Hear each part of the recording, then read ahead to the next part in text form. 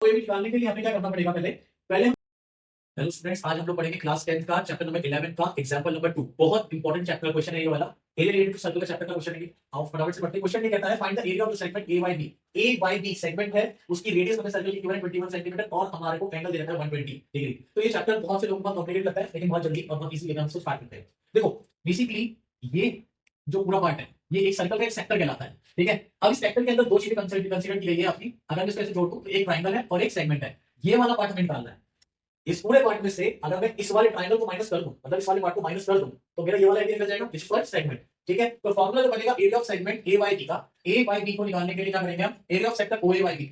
O A by B पूरे sector में से ट्रायंगल ओ ए बी को माइनस कर दूंगा तो मेरा क्या निकल जाएगा, ए बाय बी, ठीक है। मतलब इस पूरे में से मैं इसको माइनस कर दूंगा ट्रायंगल वाले एरिया को, तो मेरा ये एरिया निकल जाएगा जो कि हमारा एक सेगमेंट है, ठीक है। निकालने का तरीका सिंपल है। पहले हम निकालेंगे O A by B. O A by B क्या है, एक सेक्टर है। सेक्टर का फॉर्मूला होता है theta upon 360 into pi R square. Confuse मत होना, दूसरा फॉर्मूला अलग है। फॉर्मूला लिखा है, वैल्यू पुट करेंगे। थीटा कितना है 120, पाई की वैल्यू 22.7 है, आर हमें ऑलरेडी गिवन है। तो इसको डिवाइड करा 7 से 3 पे गया, 0 से 0 कैंसिल, ये और करके कैंसिल होकर हमारा आंसर आएगा 462 सेंटीमीटर स्क्वायर।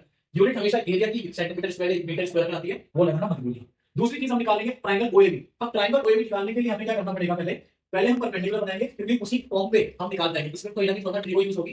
तो बहुत से बच्चों को नहीं पता होता कि सर एरिया रिलेटेड सर्कल चल रहा ट्रिको कैसे आ गई, लेकिन सारे चैप्टर्स कंबाइंड है, कहीं ना कोई एप्लीकेशन कहीं ना कहीं थोड़ी बहुत यूज होने में आ रही है। तो उस चीज से आप वरी मत रहना। ट्रायंगल दे रखा है, मैंने ओएम परपेंडिकुलर बना दिया एबी पे। परपेंडिकुलर बनाने के बाद हम पहले करेंगे इसको कॉन्ग्रुएंट। कॉन्ग्रुएंट करने का तरीका सिंपल ये है, ओए ओबी के बराबर गिवन है, लेकिन रेडियस दे रखी है, ओएम कॉमन है और इसके अंदर एंगल ओएमए और ओएमबी ईच 90 डिग्री हमें गिवन है। तो बाय आरएचएस, जहां 90 डिग्री की बात आती है वहां आरएचएस से कॉन्ग्रुएंस होता है। आरएचएस से कॉन्ग्रुएंस कर दिया हमने। कॉन्ग्रुएंस करने के बाद एम क्या है, मिड पॉइंट कंसीडर हुआ एबी का। अब अगर एम मिड पॉइंट है तो वो लाजमी है कि वो 120 को डिवाइड करना होगा टू पार्ट्स में। जब वो 120 को डिवाइड करना टू पार्ट्स में तो उससे एंगल एक निकल के आया 60, ठीक है। अब इसके बाद में हमने ओएम को लेट कर दिया है कि ये ओएम, ये वाली जो साइड है ये एक्स है, क्या है, x सेंटीमीटर, ये हमें निकालनी है। एरिया ऑफ ट्रायंगल का फार्मूला होता है half into base into height. तो एक ट्रायंगल के हिसाब से ये वाले के हिसाब से देखा जाए तो ओ ए बी और एम, हाइट और बेस ये निकालना है। तो बेस में मैं ये निकालूं और हाइट में ये निकालूं ओएम। इन दोनों चीजों को निकालने के लिए हम लोग इस तरीके से इसको परपेंडिकुलरली शो करेंगे। अब ओएम को मैंने एक्स ले लिया, यहाँ पे जो ओएम था मेरा मैंने उसको एक्स लिया। ट्रायंगल ओ एम ए के अकॉर्डिंगली अब समझना, मेरा ये वाला एरिया आया है वो 60 आया है, ठीक है। और मुझको निकालना है ये जो कि x दे रखी है, विच इज बेस। अगर इसके अकॉर्डिंगली देखा जाए तो ये 60 डिग्री, तो ये बेस बनेगा और ये हाइपोटेन्यूज बनेगा। तो ये ओ एम ए है। तो ओ एम अपॉन में ओ ए जो कि आपका cos थीटा होता है। cos क्या होता है, तो आपका बेस अपॉन में हाइपोटेन्यूज, ठीक है। cos 60 की वैल्यू होती है 1/2। मैंने दोनों वैल्यू यहां पुट करी, इससे मेरा x निकला। x क्या था, OM। तो OM मेरा s से निकल के आया 21.2 सेंटीमीटर, ठीक है। मैं इसको भी डिवाइड नहीं करूंगा, उसको हम आगे फर्दर डिवाइड करेंगे। उसी तरीके से AM अपॉन OA हो जाएगा। AM अपॉन OA ये वाला पार्ट है C O O A M।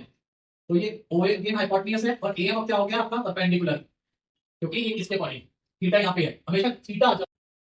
O A upon में ओ एम पहले निकाल चुके थे हम। अब ओ ए अपॉन में एम निकालेंगे क्योंकि मुझे बेस चाहिए। और बेस क्या होता है आपका, cos जो भी थीटा होता है, थीटा के सामने वाली हमेशा परपेंडिकुलर होती है। तो परपेंडिकुलर निकल के आया तो हमने यहाँ लिखा sin 60 की वैल्यू होती है 3/2। वैल्यू पुट करेंगे, अगेन एम निकल गया। जैसे ओ एम निकला वैसे एम निकालने के बाद में मैंने एबी, अब एम जो है वो ट्वाइस है एबी का डबल ही है obviously, M plus M B.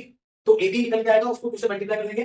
Cut कर देने के बाद आंसर आएगा 21/3 सेंटीमीटर। एबी निकल गया हमारा। अब हमारे थे एरिया ऑफ ट्रायंगल, क्योंकि बेस इनटू हाइट के थ्रू हमें निकालना है। उसका आंसर हमारा 441/4√3 आया, इसको नंबर 3 मार्क कर दिया। अब यही सारी जो वैल्यूज मैंने इकट्ठी करी है पार्ट वाइज, हम इसको इस फॉर्मूले में पुट करेंगे माइनस करने के लिए। इसका आगे एरिया निकल चुका था, इसका एरिया निकल चुका है ऑलरेडी। पहले ट्रायंगल उसका निकला सेक्टर का, सेक्टर में से एरिया माइनस करेंगे इसका ट्रायंगल का। सेक्टर में से एरिया जब माइनस करा ट्रायंगल का, इसमें से कॉमन निकाला 21 का स्क्वायर होता है 441 और 462 आता है 88 पे। इसको कॉमन निकाल के इसके अंदर ये रह गया आपका। अब ये माइनस हो नहीं सकता, तो एज इट इज इसको आप आंसर छोड़ देना।